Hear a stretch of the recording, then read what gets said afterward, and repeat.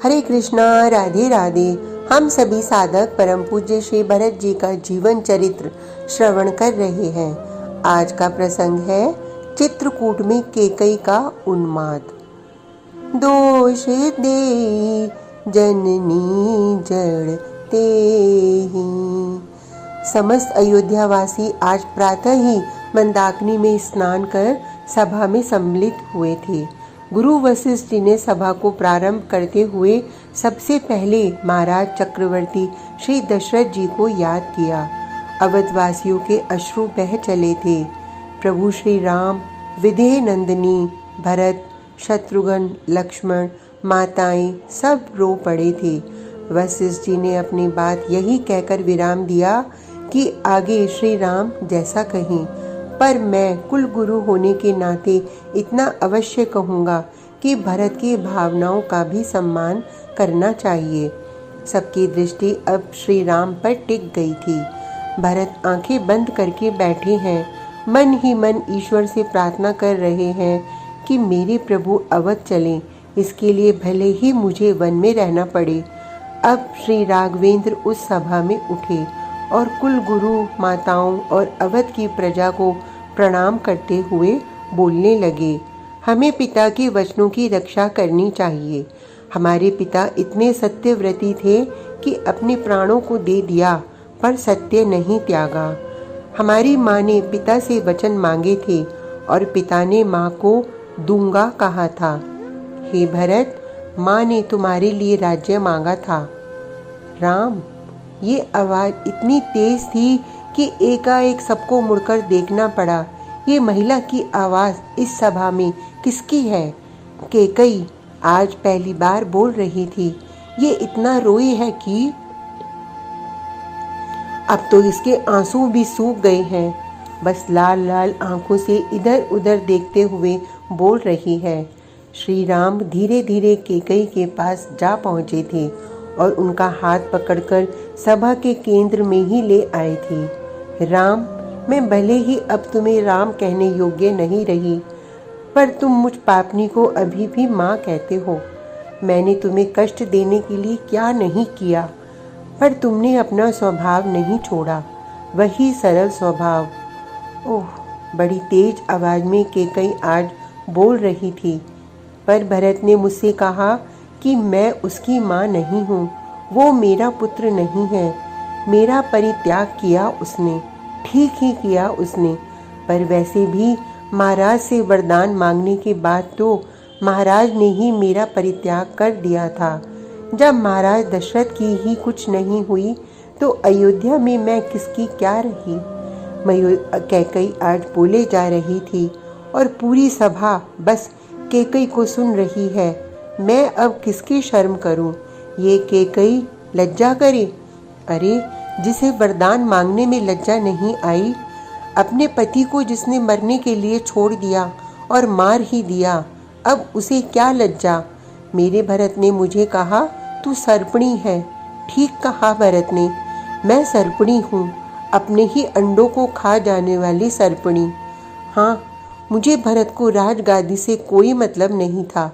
ये सही बोला है भरत, मुझे मतलब था राजमाता बनने से। मैं राजमाता बनना चाहती थी, पर भरत ने मेरी आंखों में पड़ा अज्ञान का पर्दा फाड़ दिया। उसने मुझे यह एहसास कराया कि वह भरत तो परम योग्य है, पर अयोग्य तो मैं थी। ओह, पर मैं कह सकती हूँ कि भरत जैसा पुत्र पाकर ये केकई धन्य हुई है। आज भरत को भी शंका की नज़र से देखा जाता है, तो इसका कारण यही है राम कि वह इस अभागिनी केकई की कोख से जाया है। राम, निषाद राज ने भरत को गलत समझा। ऋषि भरद्वाज परीक्षा लेते हैं मेरे भरत की। क्यों? इसलिए कि ये केकई का पुत्र है और केकई निर्दया है, पापिनी है, पिशाचिनी है। इतना कहते हुए केकई धड़ाम से धरती पर गिरी। विदेह नंदिनी ने आगे बढ़कर उन्हें संभाला और अपने अंक में स्थान दिया। पंखा करती रही विदेह नंदिनी, मूर्छा ही आ गई थी केकई को। माँ, राम अब भी आपका ही राम है। जब मूर्छा कुछ उठी तब श्री राम ने कैकई की ओर देखते हुए कहा, कौन कहता है आप राजमाता नहीं हो?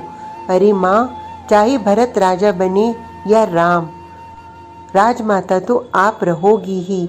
श्री राम ने कैकई की ओर देखते हुए कहा, वो तो मैं प्रारंभ से ही देख रही हूँ।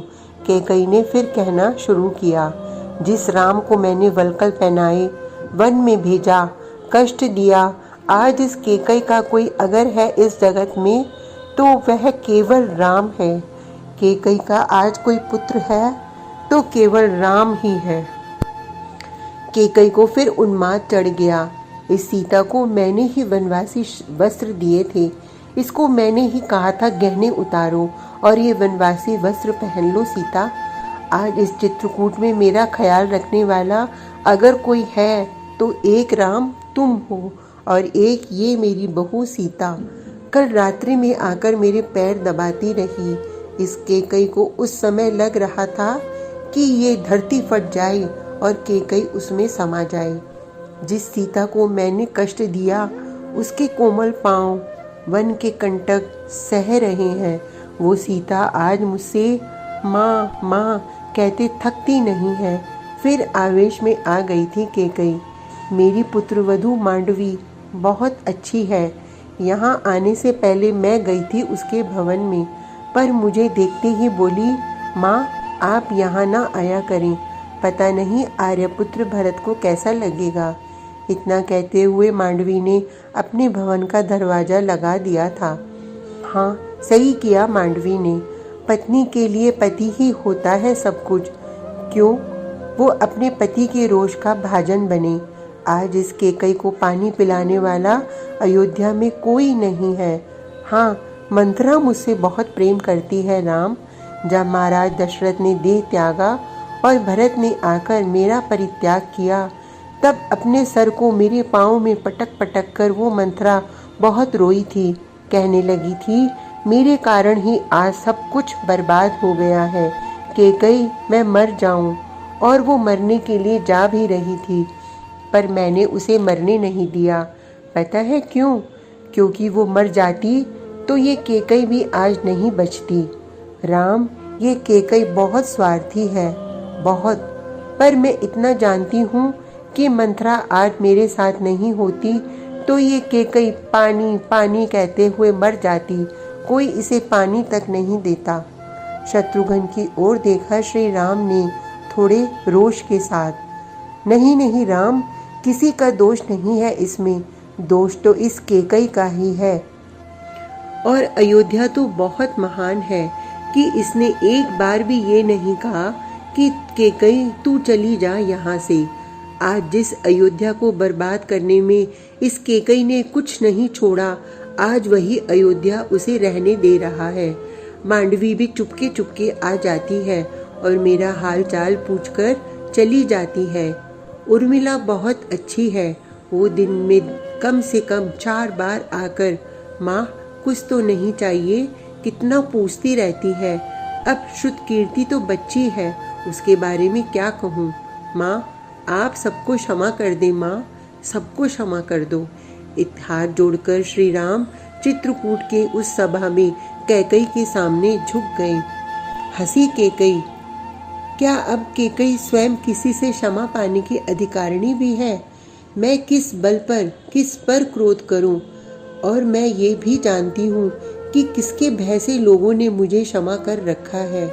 नहीं तो राम, ये कैकई कब की मर जाती, मार देते सब लोग इसे। ठीक ही होता वो अगर अवधवासी इस कैकई को मार देते तो, पर नहीं, तुम्हारे डर से राम कोई इस कैकई से कुछ नहीं बोलता। माँ, ये राम तुम्हारा है। प्रभु ने संभालना चाहा कैकई को, पर कैकई उन्मादनी ही बनी रही। राम, तुम कहते हो अब भी तुम मेरे राम हो। ये बहू सीता मेरी सेवा में लगी है, असत्य तुम्हारा स्पर्श नहीं कर सकता। तुम सत्य स्वरूप हो राम। क्या आज इस सभा में अपनी माँ कैकई को क्षमा नहीं करोगे?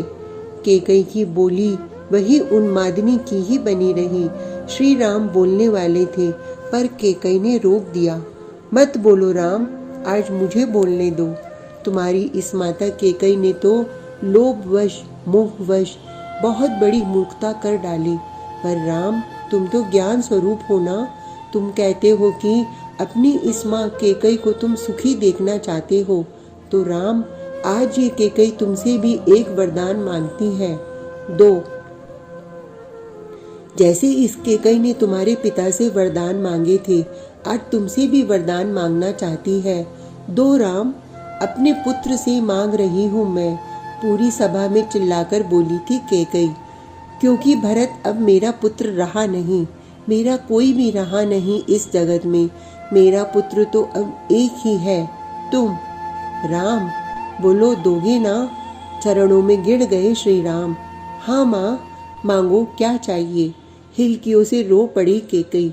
राम, बस इस कैकेयी को एक वरदान और दे दो कि जो मूर्खतापूर्ण वरदान मांगे थे मैंने तुम्हारे पिता से, उसे भूल जाओ, उसे भूल जाओ राम।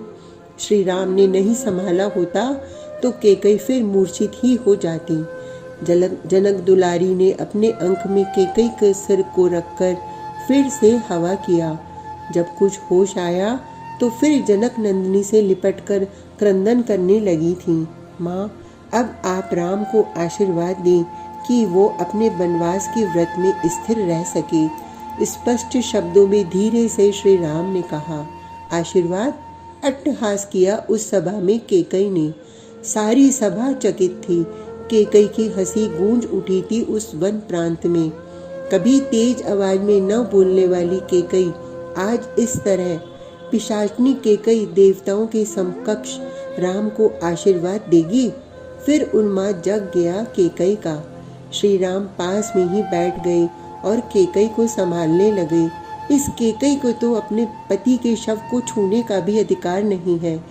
कैकेयी को पति के साथ सती होने का भी अधिकार नहीं है। कैकेयी को एकाकी मरने का भी अधिकार नहीं है। कैकेयी को कुछ बोलने का अधिकार नहीं है। कैकेयी को अपने वरदान लौटाने का भी अधिकार नहीं है। नहीं है, नहीं है, कैकेयी चिल्ला उठी। इस कैकेयी को जीने का अधिकार नहीं है। हे राम, इस कैकेयी को मरने का अधिकार भी नहीं है। कैकेयी इतना बोलते हुए फिर मूर्छित हो गई। वशिष्ठ जी उठे और आज की इस सभा को यही स्थगित कर लिया। गोसाई जी की वाणी में राम समान प्रभु नहीं कहूँ। आज का प्रसंग इतना ही। कल तक के लिए हरे कृष्णा, राधे राधे।